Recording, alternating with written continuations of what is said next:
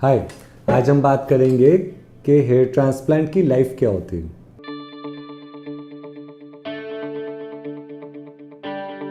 I am doctor Arvind Poswal from doctor edge clinic, Delhi, India. This is a question जो बहुत लोग पूछते हैं और बहुत गलतफहमियाँ भी हैं। किसी को लगता है कि बाल ट्रांसप्लांट करने के बाद सिर्फ 2 साल लगेंगे, उगेंगे, उसके बाद गिर जाएंगे। किसी को लगता है कि अगर 100 बाल लगाए शायद उसमें से सिर्फ 50 उगेंगे। और किसी को ये गलतफहमी डाली हुई है कि ट्रांसप्लांट करने के बाद अगर आप फाइनास्टेरॉइड नहीं खाते रहोगे और पीआरपी नहीं करते रहोगे तो बाल नहीं बचेगा। ऐसा कुछ भी सच नहीं है। None of this is true.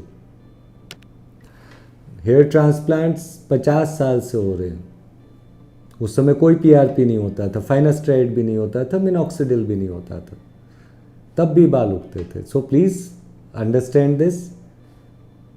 हर दवाइयों में अपने साइड इफ़ेक्ट होते हैं। अननेसेसरली हमको दवाइयाँ नहीं लेनी, और ना ही एज अ डॉक्टर हमको साइड इफ़ेक्ट वाली दवाइयाँ पेशेंट्स को इस तरह इररिस्पॉन्सिबली देनी चाहिए कि आप ज़िंदगी भर खाते रहो, चाहे उससे फिर परमानेंट इम्पोर्टेंस हो, सुसाइडल टेंडेंसी हो, डिप्रेशन हो। I think this is wrong. ये गलत बात है। अब मैं आपको सही चीज़ बताता हूँ। ट्रांसप्लांटेड बाल जो एक्चुअल साइंस है उसमें हमेशा सिर्फ परमानेंट बाल लिए जाएंगे, और अगर हम सिर्फ परमानेंट बाल लेंगे तो वो ज़िंदगी भर उगेंगे। क्यों? क्योंकि वो अपना ओरिजिनल लोकेशन की तरह चल रहे हैं। अब जैसे हमने बाल का रूट लिया, ग्राफ्ट लिया, तो जो उसके अंदर सेल हैं और उसके अंदर जो जेनेटिक इन्फॉर्मेशन है, डीएनए है, वो उसका एक्सक्लूसिव है। तभी दाढ़ी का बाल लगा के हम यहाँ लगाएं तब वो दाढ़ी की बाल की तरह ही उगता है। ऐसे नहीं होता कि वो सर का बाल बन जाता है। इसी तरह से अगर आप बुज़ुर्ग से बुज़ुर्ग आदमी को देखें, बूढ़े से बूढ़े इंसान को देखें, उसकी दाढ़ी से थोड़ी गंजा होता है, और ना ही उसके ये वाले बाल जाते हैं। तो अगर हेयर ट्रांसप्लांट ठीक जगह से ग्राफ्ट लिए जाएं तो वो ज़िंदगी भर उगेंगे। सेकंड, ट्रांसप्लांटेड हेयर के लिए फाइनास्टेरॉइड और पीआरपी का ज़रूरत नहीं होता है। अगर आपका इतना सा ही बाल बचा है, यानी आपका नॉवुड 6 स्टेज हो गया है और आप ट्रांसप्लांट कर रहे हैं, तो नेचुरली आपके पास कोई बाल बचा नहीं बचाने को। दूसरा सिचुएशन, अगर आपका अभी बाल जा रहा है, यानी यहाँ पे अभी बाल है, यहाँ से कम हो रहा है, तो क्या करेंगे? तो उस सिचुएशन में अगर आप फाइनास्टेरॉइड यूज़ करना चाहते हैं, अगर आपको कोई डॉक्टर बोलता भी है कि हाँ पहले दवाई लगाएंगे, पीआरपी करेंगे, फाइनास्टेरॉइड खिलाएंगे, तो बोलो पहले करो ना।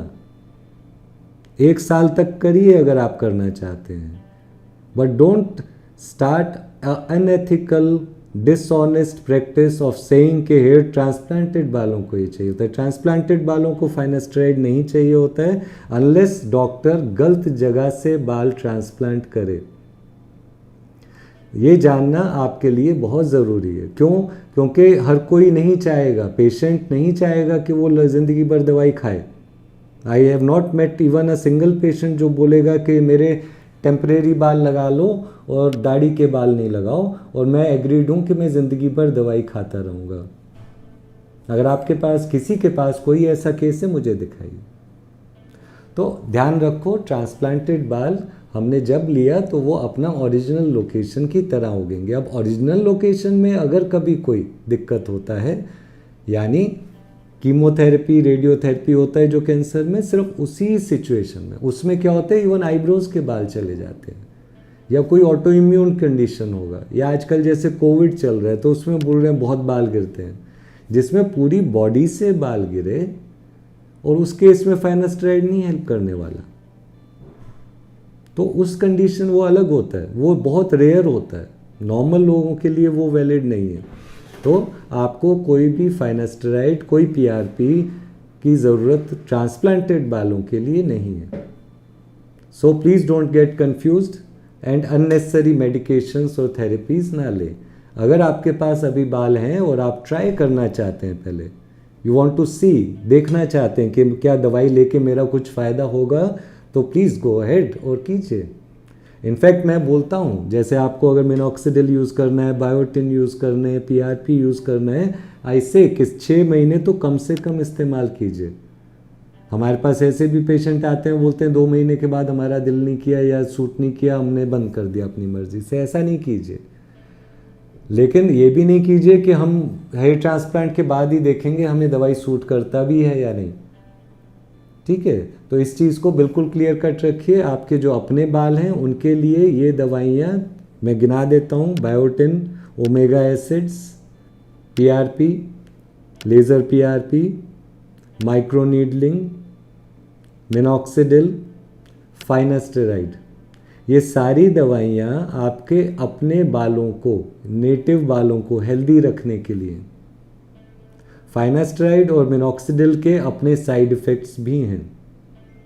पर्सनली मैं फाइनास्टेराइड खुद प्रेस्क्राइब नहीं करता, क्योंकि मैं खुद नहीं लूँगा उसको, उसके साइड इफ़ेक्ट्स मुझे नहीं पसंद है। लेकिन अगर आप लेना चाहें तो मेरा एडवाइस रहेगा, कोई भी दवाई लें, 6 महीने में आपको पता चल जाएगा साइड इफ़ेक्ट है या नहीं। उसी 6 महीने में आपको ये भी पता चलेगा कि बेनिफिट है या नहीं। कैसे? आप हमेशा रेगुलर पिक्चर्स लीजिए, और पिक्चर्स बिल्कुल क्लियर और ठीक एंगल पे सेम लाइटिंग में वंस अ मंथ लेना है। पिक्चर्स में आपने छुपाना नहीं है, वो that is a moment of truth. आप अपने से सच्चाई नहीं छुपाएं और अपने डॉक्टर से नहीं छुपाएं। अगर आपका बाल यहाँ हल्का हुआ है तो ऐसे कंघी करके फ़ोटो नहीं खींचें, ऐसे करके फिर फ़ोटो खींचो। इसी तरह जब आप 2 महीने बाद खींचोगे तो आपको पता रहेगा दोनों फ़ोटो को कंपेयर करने से कि फ़ायदा कुछ हुआ है। मैंने मिनॉक्सिडिल लगाया, माइक्रो नीडलिंग किया, ये सारा चीज़ें किया, तो उसका कितना फ़ायदा हुआ। तो जैसे आप हमारे पास भी आते हो, हम बोलते हैं मेडिसिन अगर हम शुरू करेंगे तो उसका हेयर ट्रांसप्लांट से नहीं है लेना देना कुछ। लेकिन अगर मेडिसिन शुरू करेंगे तो आप वंस अ मंथ जैसे हमारे पास आ रहे हो, पीआरपी भी करा रहे हो, लेज़र पीआरपी, उसमें आप माइक्रो नीडलिंग भी कर रहे हैं, आप मिनॉक्सिडिल भी सबसे अच्छा यूज़ कर रहे हो, तो उसमें आपको 1 महीने बाद जो इफ़ेक्ट दिखेगा वो कैमरा में होगा, आपके 2 महीने बाद फिर कैमरे में होगा, वो हम देखेंगे 6 महीने में पता चलेगा। आप खुद बोलोगे, पेशेंट खुद बोलते हैं कि हाँ हमें बेनिफिट दिख रहा है, तो let's go for it. But कभी don't fall for false promises, कभी झूठे प्रोमिसेस के, झूठे वादों में नहीं फंसना।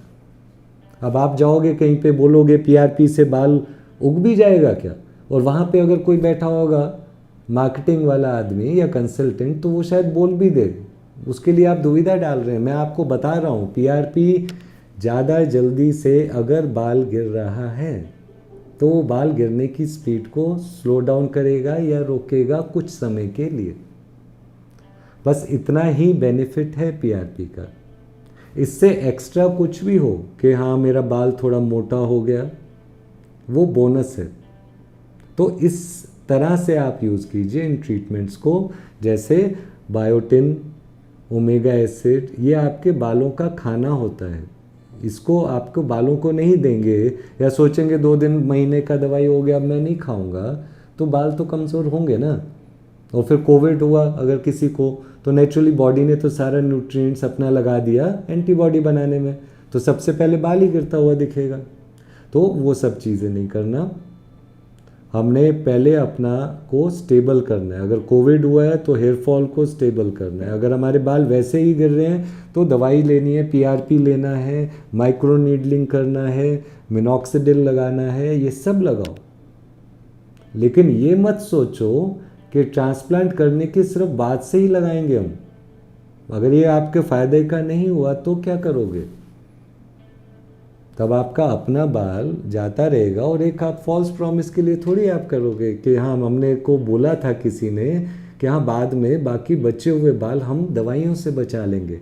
अगर आपको आज की डेट में वर्ल्ड में, इंडिया में कहीं पे कोई बोलता है डॉक्टर कि हम दवाइयों से आपके बाल बचा देंगे ज़िंदगी भर के लिए और आपको मेल पैटर्न बढ़ने से, तो उनसे पहले पूछिए कि आपके कोलीग्स और बाकी डॉक्टर गंजे क्यों हैं, उनको दवाई नहीं मिलती क्या, उनको पीआरपी नहीं मिलता? तो दवाई पीआरपी लाइफ टाइम सॉल्यूशन नहीं है, ये कुछ समय के लिए है। लाइफ टाइम सॉल्यूशन आपका हेयर ट्रांसप्लांट ही है, और हेयर ट्रांसप्लांट में भी FUE, क्योंकि उसमें हमने स्टिचेस नहीं लगाते रहना, हर जगह निशान नहीं करने। और जब तक हम इसके साथ ये वाले बाल और छाती के बाल अगर किसी में हैं, नहीं यूज़ करें तो हम अगर बड़ा एरिया है उसको पूरा अच्छा घना नहीं भर सकते। ये कोई साइंटिफिक या कोई ऐसी चीज़ नहीं है जो सिर्फ डॉक्टर समझ सके, ये बिल्कुल कॉमन सेंस वाली चीज़ है। तो आई होप ये आप कॉमन सेंस को यूज़ करिए और ऐसे मार्केटिंग लोगों के चक्कर में नहीं फंसिए कि जी हमें प्रोपेशिया, अब आपको फाइनास्टेरॉइड खाते रहना पड़ेगा। ऐसा नहीं होता। आपका लास्ट में मैं आपको फिर से बोलूँगा, अगर आपको कोई मेडिसिन्स, कोई थेरेपीज़ ट्राई करनी है ट्रांसप्लांट से पहले कर लीजिए।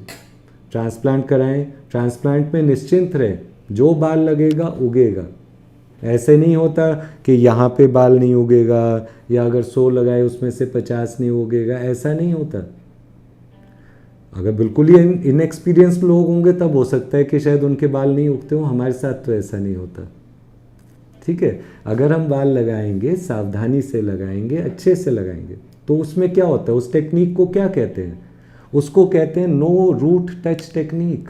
कोई माली भी बता देगा कि कोई पौधा एक जगह से लेंगे तो अगर आप जड़ को ही छूते रहोगे, है ना, या जड़ को लेके आप बोलोगे मैं यहाँ डालूंगा, एक इम्प्लांटर है मेरे पास लोहे का, इसके बाद मैं इसको मिट्टी में ऐसे डालूंगा, तो आप सोचिए आपके सर पे क्या हो रहा है। आपका ग्राफ्ट लिया गया और फिर आपको रूट भी टच कर दिया उन्होंने। रूट को टच नहीं करना है, हम लोग नहीं करते हैं, इसलिए हमारा 100% ग्रोथ होता है और ऑलमोस्ट 100%। ठीक है, अब उसको हमने ग्राफ्ट को लगा दिया एक इम्प्लांटर पे, लोहे का, स्टील का, किसी का भी कह लो, और उसको हम बोल रहे हैं कि हम सीधा स्किन में डालेंगे तो वो हमेशा खराब ही होगा। It can never give as good a result अगर उसके बदले आप उसी ग्राफ्ट को बिना उसकी रूट को टच किए, ध्यान रहे नो टच टेक्निक, ग्राफ्ट लिया हमने उसको ऊपर से ही हमेशा पकड़ना है। ठीक है, उसको अच्छे से चेक करना है, वो माइक्रोस्कोप में करना है और उसको फिर हमने जेंटली स्लाइड इन करना है स्टिक में। तो इम्प्लांटर तो कहीं यूज़ होगा नहीं। फॉर मोर देन 15 ईयर्स, 15 साल पहले से मैं इम्प्लांटर्स को डिस्कार्ड कर चुका हूँ, क्योंकि इम्प्लांटर सिर्फ बहुत मोटे चाइनीज़ बाल होते हैं ना, बहुत मोटे, उनके लिए सक्सेसफुल होता है और ये इन्वेंट भी चाइनीज़ ने ही किया था। इंडियन बालों में implanter is not a very good option, in fact it damages a lot of grafts. और अगर कोई डॉक्टर या कोई भी बोले आपको कि 100 में से 10 या 100 में से 40 या 50 बाल नहीं उगेगा या कि क्राउन एरिया में बाल नहीं उगेगा, तो मेरा एडवाइस होगा कि आप वहाँ से तुरंत जाएं, क्योंकि ये तो चीज़ ही नहीं है, ये साइंटिफिकली रॉन्ग है। बाल जब भी हम लगाएंगे हम उसको हमेशा गीला भी रखेंगे, ठंडा भी रखेंगे, प्रिजर्वेटिव में रखते हैं, प्रिजर्व करके रखते हैं और उसको हम लगाते हैं और हमेशा ही उगता है। आप चाहे वहाँ पे 100 बाल लगाएं, चाहे 1000 लगवाएं, ढंग से लगेगा तो हमेशा उगेगा। No root touch technique.